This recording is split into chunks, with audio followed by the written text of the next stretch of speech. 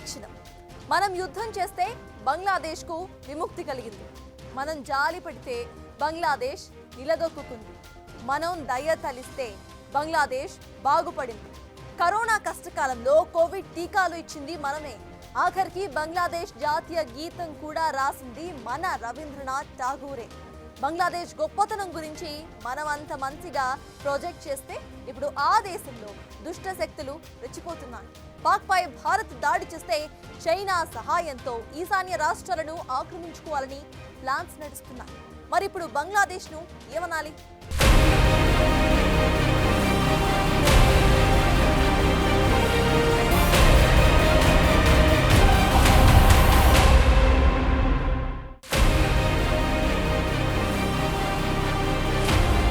బంగ్లాదేశ్ బరితెగింపు. చైనాతో కలిసి కుయుక్తులు. భారత్కే కవ్వింపులు. ఈశాన్య రాష్ట్రాలపై పన్నాగాలు. అవును, పాముకు పాలు పోసి పెంచినా కాటు వేస్తుంది అంటారు కదా. ఇప్పుడు బంగ్లాదేశ్ కూడా అలాగే తయారైంది. తిండికి ఠికానా లేని బంగ్లాదేశ్ ను పాకిస్తాన్ ఆధిపత్యం నుంచి విముక్తి చేసి అన్ని రకాలుగా ఆదుకుని నిలబెడితే ఇప్పుడు భారత్ పైనే విషం చిమ్మే దుస్సాహసానికి తెగబడుతోంది. దుష్టులకు దుష్టబద్ధే ఉంటుందంటారు కదా.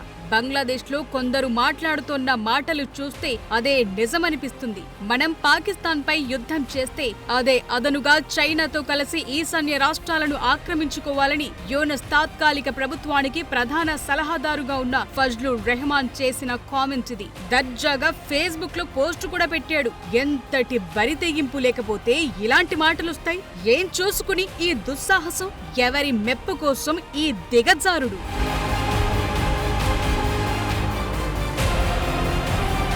ఈశాన్య రాష్ట్రాల ఆక్రమణ విషయంపై బంగ్లాదేశ్ ప్రభుత్వం తాత్కాలికంగా దూరంగా ఉన్న లోపల మ్యాటర్ ఎలా ఉందో అర్థం చేసుకోవటం పెద్ద కష్టమైన విషయమేమీ కాదు. యూనస్ నిలువెల్లా భారత వ్యతిరేకతను నింపుకున్నాడు. చైనా దగ్గర తీస్తోంది కదా అని డైలాగ్ డోసులు పెంచుతున్నాడు. కానీ అదే ఏదో ఒక రోజు రివర్స్ అవుతుందని గుర్తించటం లేదు.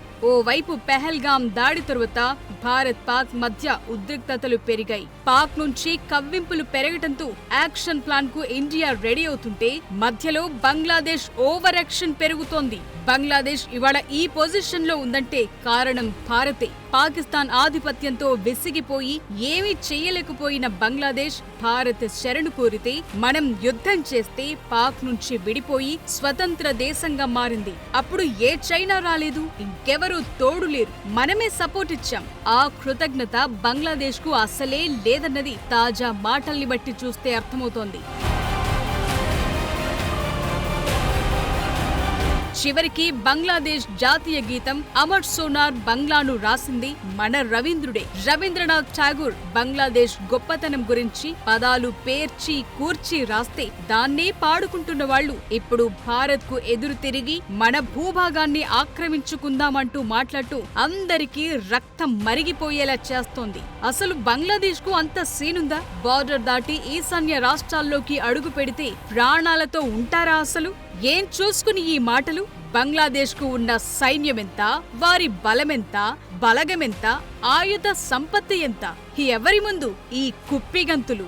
ఎందుకోసం ఈ వేషాలు అంటే చైనా అండదండ చూసుకునే ఇలాంటి ఉత్తర కుమార ప్రగల్భాలు పలుకుతోంది. చెప్పాలంటే చైనా ఆడినట్లు ఆడుతోంది. ప్రస్తుతం అమెరికా చైనా వాణిజ్య యుద్ధంలో భారత్ బెనిఫిట్ పొందుతోంది. చైనా వస్తువులన్నీ ఆ దేశంలో ఓ డంపుగా మారిపోయాయి. కొనేవాళ్లు లేరు. దేన్ని ఓర్వలేని చైనా ఓవైపు పాకిస్తాన్ నుంచి డ్రామాలు, ఇంకోవైపు బంగ్లాదేశ్ నుంచి గేమ్ నడిపిస్తోందా అన్న డౌట్లు కూడా పెరుగుతున్నాయి. భారత్ కూడా వార్ జోన్ గా మారిపోయిందన్న బూచి చూపి ఇక్కడి వాణిజ్యం సాఫీగా జరగొద్దన్న గేమ్ ప్లాన్ తెర వెనుక నడుస్తోందా అన్నది కూడా ఒక చర్చ నడుస్తోంది.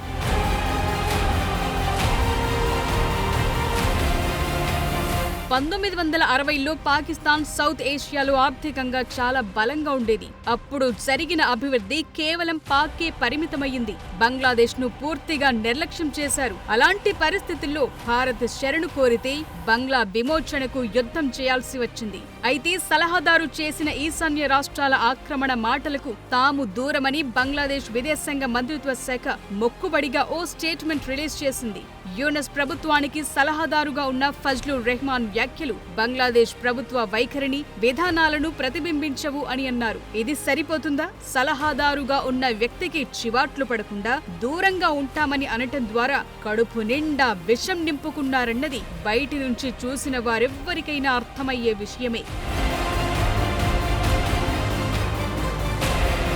యూనస్ సలహాదారు రెహమాన్ ఈ కామెంట్స్ చేయటానికి తెర వెనుక చాలా నడిచింది. మార్చి తొలి వారంలో బంగ్లాదేశ్ తాత్కాలిక ప్రభుత్వాధినేత యూనస్ చైనా పర్యటనకు వెళ్లారు. అక్కడ హిందూ మహాసముద్రానికి ఏకైక రక్షకుడు బంగ్లాదేశీ అని చెప్పుకున్నాడు.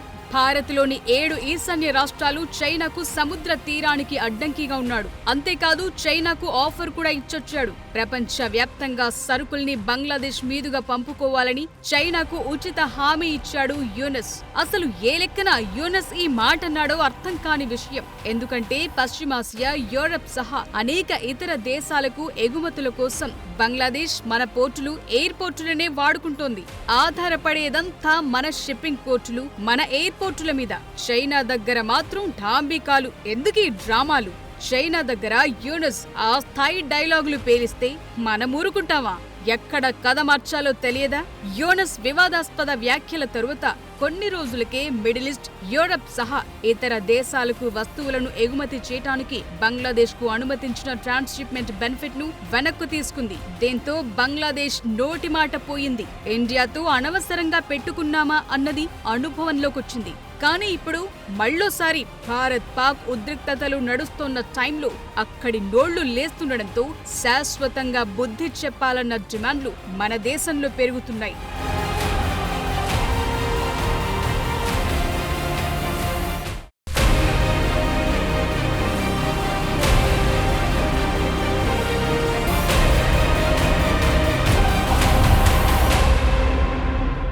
బంగ్లాదేశ్ తన కెపాసిటీ చూసుకోకుండా మాట్లాడుతోందా? నోటికి ఎంత వస్తే అంత మాట్లాడిస్తున్నారా? తాత్కాలిక ప్రభుత్వ అధినేతగా ఉన్న యూనస్ దగ్గర నుంచి ఆయన భజనా బృందం అంతా కూడా భారత్ వ్యతిరేక వాదాన్ని వినిపించడంలో బిజీగా ఉన్నారెందుకు? షేక్ హసీనా ప్రభుత్వ పతనం తర్వాత బంగ్లాదేశ్ కొత్త నేతల బరితెగింపు పెరిగిందా? మైనారిటీస్ పై దాడులు, భారత్ పై ఉగ్ర సంస్థలను ఎగదోయడం, ఇవన్నీ ఎవరూ మర్చిపోరు. అంతెందుకు, బంగ్లాదేశ్ విమోచన సమయంలో పాకిస్తానీ ఆర్మీ చేసిన ఆకృత్యాలు బంగ్లాదేశ్కు గుర్తులేవా?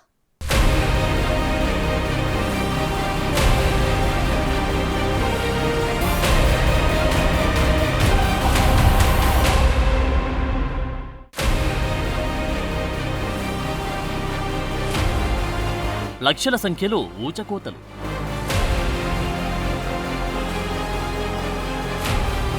మహిళలపై అత్యాచారాలు,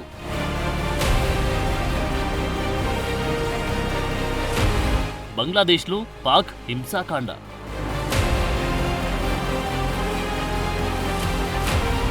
అప్పుడే మర్చిపోయారా?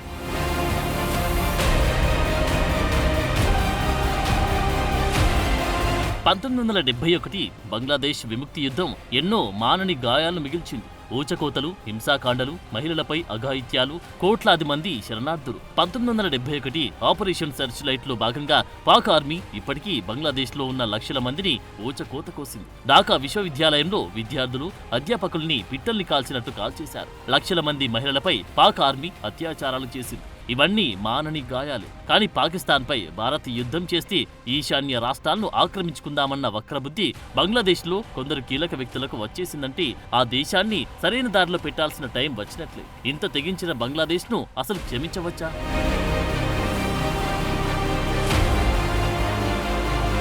గతేడాది ఆగస్టులో షేక్ హసీనా హవామీ లీగ్ ప్రభుత్వం పతనం తర్వాత ఆ దేశంలో మైనార్టీలపై, ముఖ్యంగా హిందువులపై దాడులను యూనస్ తాత్కాలిక ప్రభుత్వం అరికట్టడంలో విఫలమైంది. దీంతో భారత్ బంగ్లాదేశ్ సంబంధాలు దెబ్బతిన్నాయి. మతోన్మాద దేశం వైపు అడుగులు పడుతున్నాయా అన్న చర్చ అంతర్జాతీయంగా నడుస్తోంది. యునస్ వస్తూనే బంగ్లాదేశ్లో హిందువులపై దాడులు పెరిగాయి. బంగ్లాదేశ్ హిందూ, బౌద్ధ, క్రైస్తవ ఐక్య పరిషత్ ప్రకారం 52 జిల్లాలో 205 వరకు దాడులు జరిగాయి. ఇందులో టెంపుల్స్, ఇండ్లు, వ్యాపార సముదాయాలు ధ్వంసమయ్యాయి. ముఖ్యంగా బంగ్లాదేశ్ గ్రామీణ ప్రాంతాల్లో హిందువులు అభద్రతా భావంతో ఉన్నారు.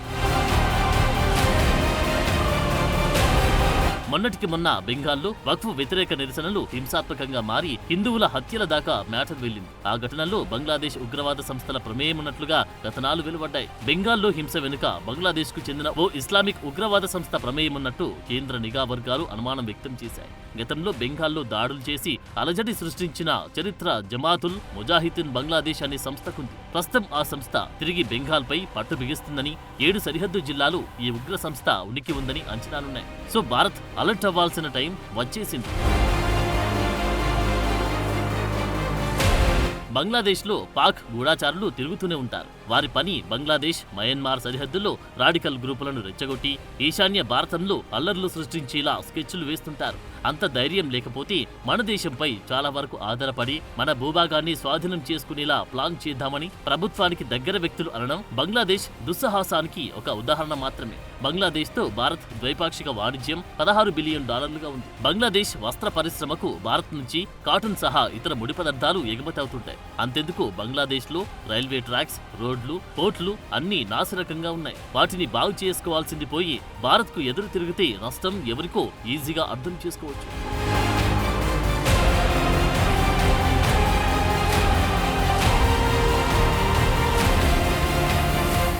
భారత్ బంగ్లాదేశ్ మధ్య 4096 కిలోమీటర్ల సరిహద్దు ఉంది. స్మగ్లింగ్, అక్రమ వలసలు, తీవ్రవాద బెదిరింపులు ఇక్కడ కామన్ గా మారాయి. 2024 నాటికి భారత్ 4096 కిలోమీటర్ల సరిహద్దుల్లో 3180 కిలోమీటర్లు కంచె వేసింది. ఈ ప్రక్రియను పూర్తి చేస్తే బంగ్లాదేశ్ చొరబాట్లకు మరింత చెక్ పెట్టొచ్చు. నిజానికి బంగ్లాదేశ్ ఇంతగా మాట్లాడడానికి కారణం చైనాను చూసుకునే.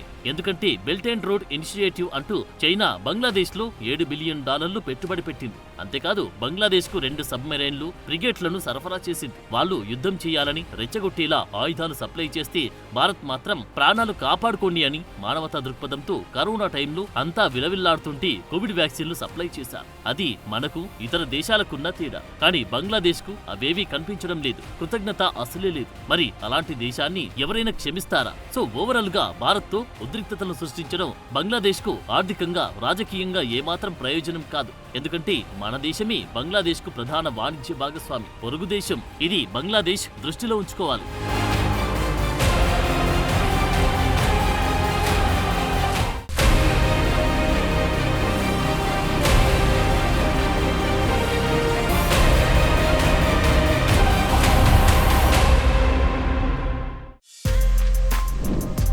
For more videos like this, subscribe Big TV channel.